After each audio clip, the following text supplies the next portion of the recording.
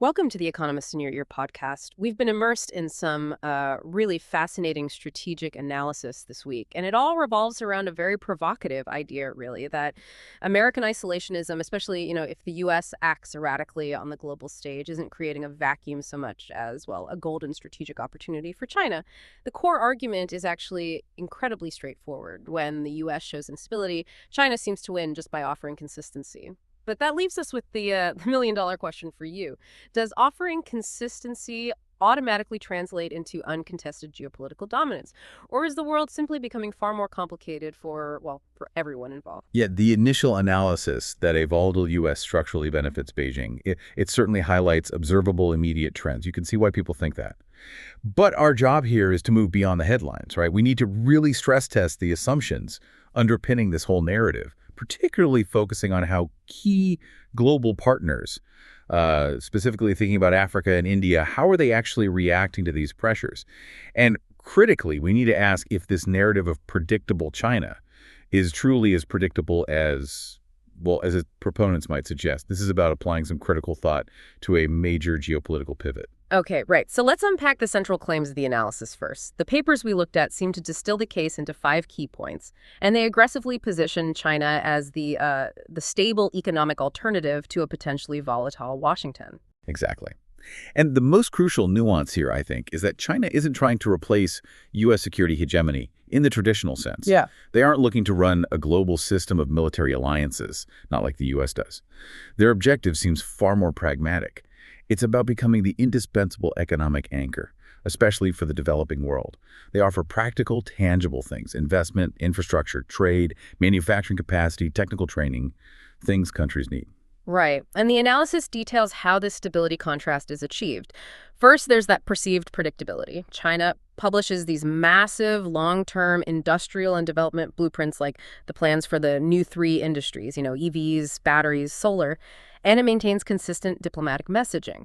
That stands in stark contrast, doesn't it, to the threat of abrupt tariffs, trade wars, and, well, rhetorical swings from a volatile U.S. administration. That consistency is a powerful selling point globally. Then second, there's that role as the economic anchor we mentioned, focusing on trade depth and manufacturing capability while pointedly avoiding U.S.-style security guarantees or, political interventions. Okay. Third, the source material identifies these key theaters of opportunity, places like clean technology, Africa, and India.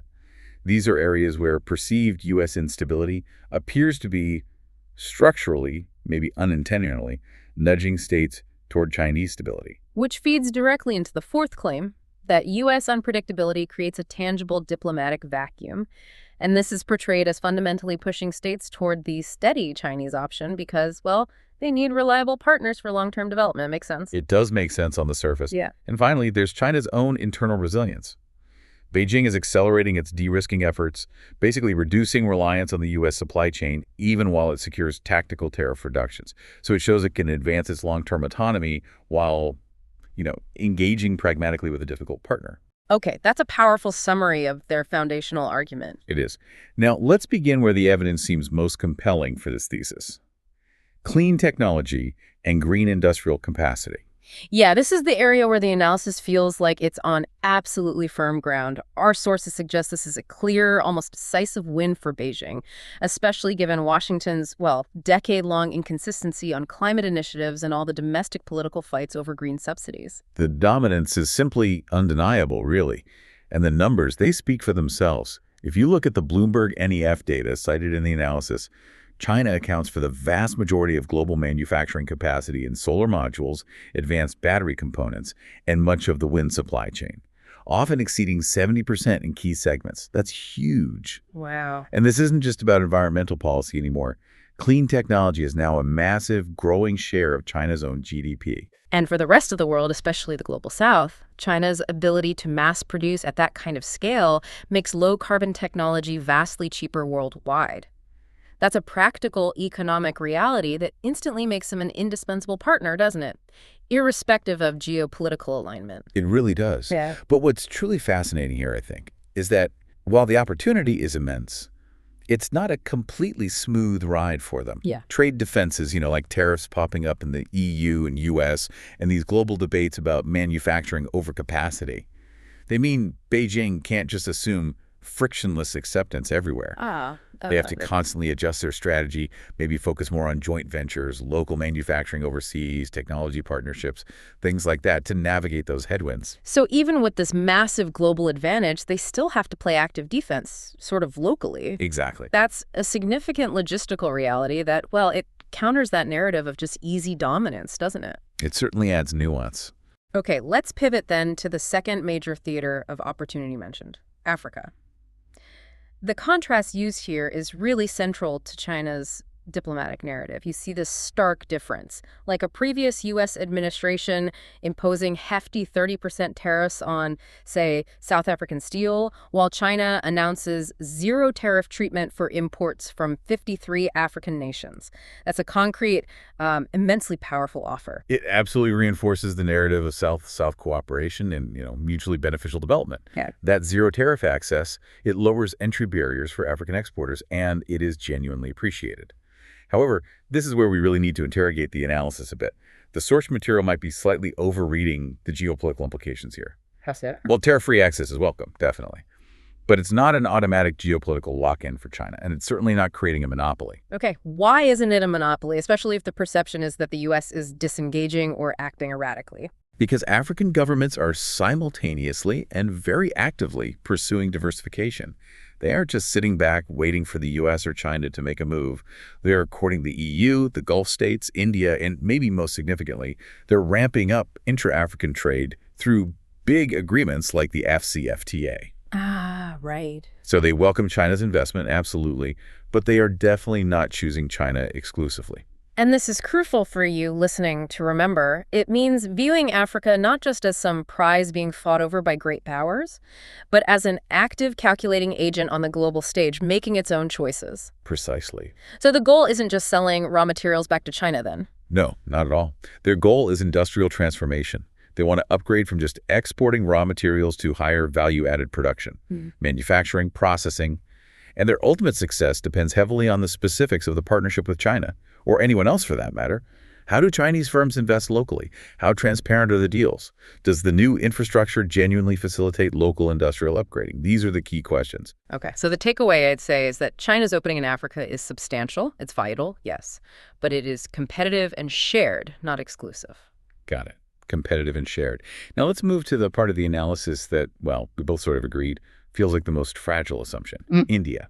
The analysis suggests that prior U.S. criticism of Prime Minister Modi, plus, those sanctions threats over Indian purchases of Russian oil, that this structurally pushes New Delhi toward Beijing. And you see this through engagement in forms like the Shanghai Cooperation Organization, the SKO. Is India truly shifting toward China's orbit? What do you think? This assumption, I think, struggles most when you look closely at the facts of Indian foreign policy. Yes, okay, U.S. pressure absolutely pushes New Delhi to hedge. It wants to preserve its strategic autonomy, no doubt about that. And being visibly active in multilateral bodies like the SCO, which, remember, includes China and Russia, shows they are preserving conversational space with all major powers. It keeps doors open. But it's more complex than just showing up at summits, right? New Delhi seems to be playing a much more nuanced game. What are the clear counter signals we should be looking at? Oh, the counter signals are everywhere, really. The multi-alignment sequencing is critical to watch. So Modi visited Japan and held high-level defense talks before attending that 2025 SKO summit in Tianjin. Putin. The timing. Exactly. That's a deliberate signal, likely aimed at Washington and regional partners, showing India maintains its balance. Furthermore, he conspicuously skipped some highly symbolic events in Beijing, like the military parade. That signals very clear, definite limits to any alignment with the SKO's central powers, China and Russia. Right. And beyond just the diplomatic choreography, what about the structural constraints, the things that make a true strategic shift almost impossible? Well, it's the elephant in the room, isn't it? Persistent, intractable border friction. You have thousands of troops lined up along the line of actual control. There's deep regional competition in the Indian Ocean, a long-term competition for influence across South Asia. These structural constraints just make a full strategic embrace of Beijing fundamentally infeasible for New Delhi right now. They want stable economic relations, sure, who wouldn't? But that strategic rivalry remains paramount. So, okay, the bottom line here seems to be U.S. volatility creates a fragile, maybe a tactical opening for China to engage India. But it's really more about hedging, protecting Indian autonomy. It's certainly not a strategic lock-in or a major geopolitical gain for Beijing. Exactly right. It's more like a low-stakes conversational window opens up, not a fundamental strategic pivot. Okay, let's shift our focus back now to the foundation of the entire argument, that central rhetorical device: predictable China versus erratic America. The whole premise rests on this idea: you know where you are with us. And okay, China does publish those long-term plans. Its diplomatic messaging is pretty consistent. But what critical realities does this simple binary framing dangerously hide?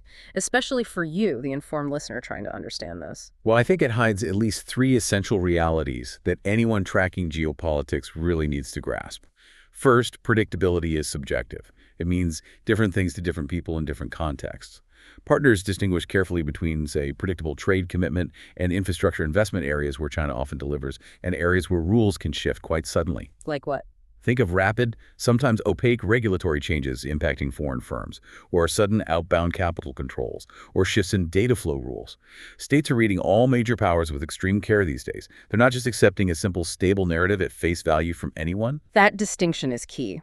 So no major power is perfectly predictable across every single domain. Okay, what's the second reality that this binary narrative misses? The vacuum is crowded. That's crucial. When the U.S. turns inward or becomes unpredictable, that geopolitical space isn't simply filled by China alone. That's too simplistic. The analysis, I feel, understates this critical multipolar competition. The EU steps up. Japan steps up. Gulf states, ASEAN members, regional development banks, they all become more active, eager to forge deeper economic and political ties. The system simply becomes denser and more competitive, not a clean transfer of power straight to Beijing. Right. It's not a zero-sum game where one goes down and the other automatically goes up by the same amount. Precisely. And the final, perhaps most important reality that really defines the global situation right now. It's that multi-alignment is the dominant global strategy. Most states are simply not choosing the U.S. or China. They don't want to. They are actively maximizing their options, hedging their bets. So they'll buy Chinese solar and batteries because it makes economic sense. They'll court U.S. security guarantees for regional stability. They'll invite European capital for diversification.